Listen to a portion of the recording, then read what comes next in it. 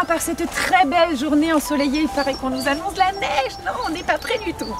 Alors aujourd'hui, nous allons parler d'éthologie. Pourquoi nous allons parler d'éthologie? Eh bien parce que les 18, 19 et 20 mars, nous accueillons l'acteur Thierry Lhermitte qui depuis plusieurs années maintenant se passionne pour l'équitation et notamment pour l'éthologie.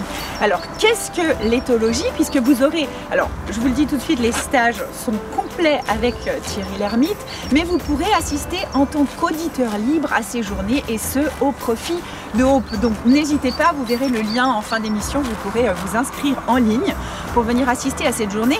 Mais pour essayer de comprendre, si vous voulez suivre ces journées, ce qu'est l'éthologie, je vous propose de retrouver tout de suite la coach des écuries, Christelle, qui fait de l'éthologie depuis plusieurs années. Vous pourrez d'ailleurs suivre des cours particuliers avec elle si c'est quelque chose qui vous intéresse. Allez, suivez-moi, on va retrouver Christelle. Magie, soyons éthologues. Allez, on y va, Magie. Ça, c'est pas du tout de l'éthologie.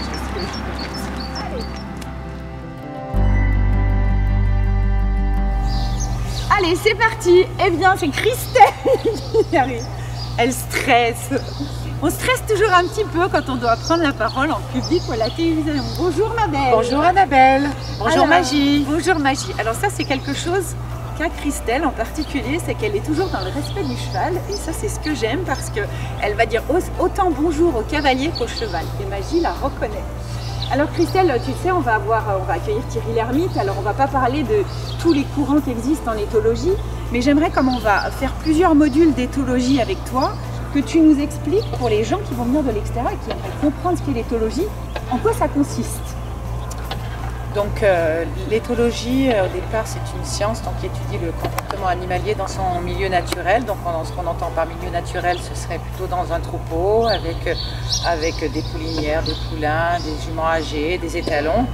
Donc à partir de ces études-là, nous, c'est-à-dire ceux qui sont passionnés d'éthologie et qui la pratiquons au quotidien, on s'appuie en fait sur ces connaissances-là. Pour en fait reproduire notre manière d'agir quand le cheval est en troupeau.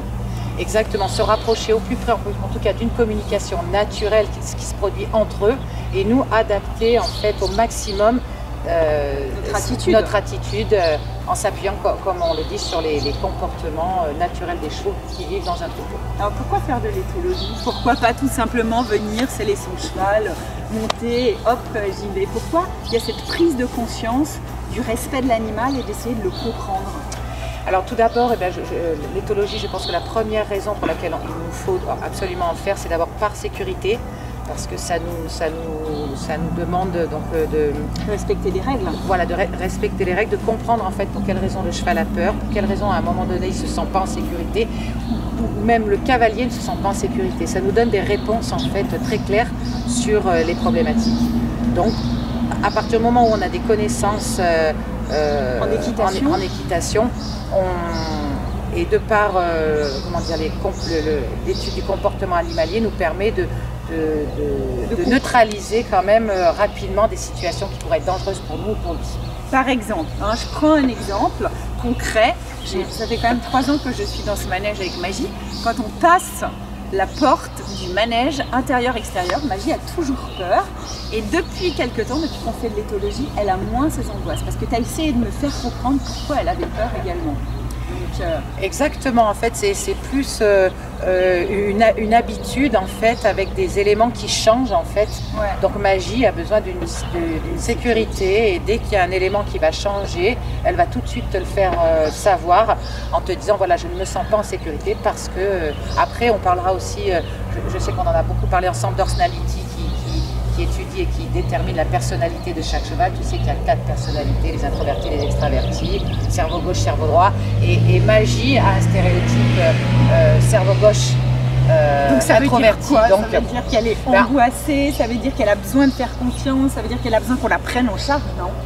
Elle a besoin en tout cas, en tout cas, comme tous les chevaux ont besoin qu'on les prenne, qu'on les sécurise, ça c'est sûr, parce que ce sont des proies, mais elle a besoin de comprendre très rapidement pour quelle raison cet objet ne doit pas lui faire peur. Donc il y a une forme d'indépendance au niveau de ses émotions. Il faut qu'elle comprenne que ça ne fait pas peur pour ne pas avoir peur. Si on ne lui laisse pas le temps de comprendre, c'est foutu. C'est foutu. Donc moi je m'en suis même rendu compte quand je l'ai emmenée en extérieur plusieurs fois.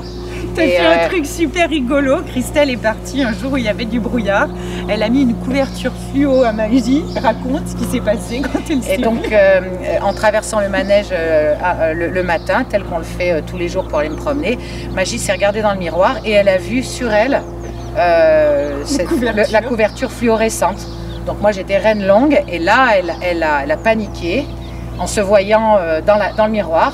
Et c'est là que j'ai pu comprendre en fait pour quelles raisons les difficultés qu'on a avec ta jument et que tu as aussi en extérieur. Elle a besoin, en fait il aurait fallu que je lui montre avant l'objet orange, que je le place sur son dos devant le miroir et là elle aurait compris que c'était pas nuisible pour elle et alors voilà, elle n'aime pas les surprises, Magie. Voilà. Alors Christelle, dans ce premier module, puisque tu nous as un peu expliqué les principes de l'éthologie, elle est marrante parce qu'elle est prête à travailler là.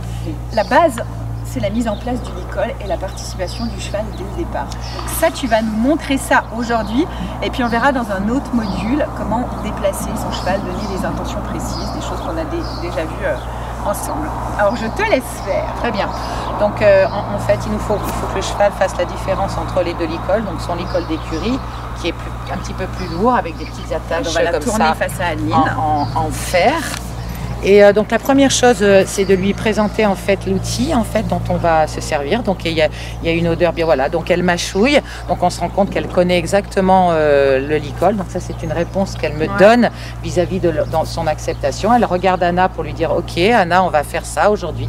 Il y a un tas de choses qui est en train de se passer là. Ça passe. Donc une fois que je lui ai montré en fait ce licol que je vais mettre en place, je vais ôter le licol d'écurie. Voilà. Tout simplement, comme on mettrait un filet, en fait, on va mettre un licol, voilà. Et je vais faire confiance à Magie parce qu'il y a Annabelle en qui elle fait confiance, qui est son. Donc je vais rendre le licol à Annabelle et tu la mets et je vais demander, voilà. Donc là tout de suite, regardez, elle vient me demander en fait la mise en place du licol. En fait, elle aime le travail qu'on fait ensemble, hein. Oui, je crois aussi qu'elle a aussi saisi en fait la démarche, c'est-à-dire que je ne vais pas l'obliger en fait.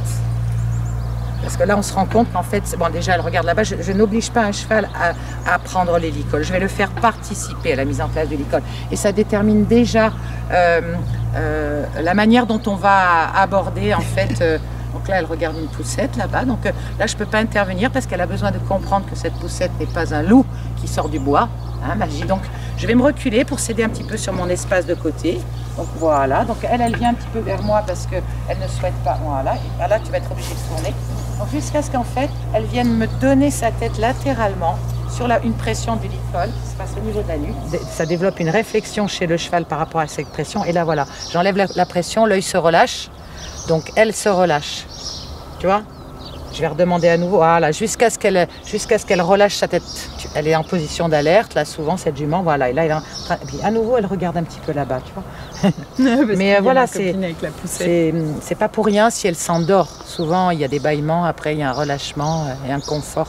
En fait, le cheval doit vraiment venir chercher le licol et dire, OK, je suis d'accord pour travailler. Donc, en fait, ça va quand même à l'encontre de la démarche d'équitation qu'on a aujourd'hui, où je monte, j'harnache mon cheval, j'y vais, mon stick, mes éperons et yahala, on y va quoi. Exactement. Aujourd'hui on lui demande de participer dans cette démarche-là. De comprendre, de participer à... voilà, d'ailleurs elle vient de mâchouiller là à l'instant à nouveau, donc souvent ça, les gens portent peu d'intérêt à la réponse du cheval face à une demande en fait, tu vois, donc là le fait qu'elle mâchouille, ça prouve bien qu'elle est dans l'acceptation de ce que je lui demande de faire en fait. Donc la participation à la mise en place de ce fameux licol. Elle ne regarde plus la poussette et elle vient de me donner son encolure. J'aurais dû attendre un petit peu, là on est un petit peu pressé, mais finalement voilà, tout à fait Annabelle, tu as tout à fait saisi la démarche éthologique. Elle part de là en fait, elle part de je comprends ce que tu veux, je participe à la mise en place du licol avec toi, ce qui fait qu'on le responsabilise en fait. Tout simplement. Donc. Christelle, une question. Je suis une cavalière, enfin, je me prends moi comme exemple. J'ai commencé l'équitation à 9 ans, aujourd'hui j'ai 50 balais. J'ai eu différents professeurs, j'ai eu différentes démarches. Comme moi, Annabelle. Voilà. Qu'est-ce qui fait qu'à un moment donné, qu'est-ce que ça va, je me fais l'avocat du diable, hein, qu'est-ce que ça va m'apporter dans mon travail au quotidien en continuant à monter dans une démarche classique? Qu'est-ce que je vais devoir bousculer pour avancer tout en conservant un travail classique mais en avançant dans l'éthologie? Ben, il va falloir que tu arrives dans ton équitation, en tout cas, à saisir 3 formes comment je pourrais dire ça, 3 formes d'exigence. C'est-à-dire à partir du moment où le cheval ne veut pas, donc il faut qu'on se pose la question à savoir si on s'est fait comprendre, s'il a bien compris ce qu'on lui demandait, si il n'est pas en résistance tout simplement parce qu'il s'oppose à une force qui ne lui est pas confortable, ou bien tout simplement que c'est un jeune cheval et que c'est pas qu'il se mesure à toi, mais il détermine un petit peu si tu vas au bout de tes demandes ou pas. Donc en fait, ces 3 questions-là, quand on monte à cheval en dressage, à l'obstacle, en concours complet, c'est de se dire face à une difficulté, est-ce que c'est pas le cheval qui n'a pas compris? Est-ce que c'est moi qui n'ai pas été assez clair dans mes aides? Ou est-ce qu'au contraire, il me demande une limite, c'est-à-dire il essaye de dépasser un petit peu, on parle de manque de respect, moi j'aime pas ce mot-là, mais en tout cas, il cherche ses limites et à toi de lui en mettre peut-être pour qu'il se sente en sécurité. C'est un petit peu ça. Voilà. Bon, et ben Christelle, avec ces bonnes bases, on va travailler ensemble. Tu vas faire aussi le stage avec Thierry Lhermitte. Mais oui, j'ai la chance d'être aux côtés d'Annabelle et de pouvoir participer à ce stage. Alors toi, ça fait très très longtemps, hein, mais comme tu le dis, tu aimes bien toujours voir des intervenants de l'extérieur parce que, comme tu le dis si bien, on a toujours à apprendre, quel que soit notre niveau. Mais en tout cas, sachez que voilà, une fois que vous aurez découvert l'équitation, enfin l'éthologie avec Thierry Lhermitte, et bien vous aurez la possibilité, si ça vous dit, de suivre des cours ici aux écuries du Château de Nettan avec Christelle qui est un super coach et une passionnée d'éthologie. En tout cas, chaque jour, je me réjouis d'avancer à ses côtés. Merci beaucoup Christelle, on se retrouvera pour une autre émission qu'on a déjà tournée où tu nous expliques les déplacements du cheval. Merci beaucoup. Merci Anna. Et bien voilà, c'était une belle leçon d'éthologie. Donc vous êtes prêts à venir assister 18, 19 et 20 mars à ces journées aux côtés de Thierry Lhermitte. N'oubliez pas, vous pouvez vous inscrire via le QR code que vous voyez sur notre écran et via Hello Assos pour ces journées d'exception. Moi, je vous donne rendez-vous très bientôt pour un second cours d'éthologie avec Christelle. Je vous dis à tout bientôt et je vous souhaite une super belle journée. Salut! Profite de chaque instant.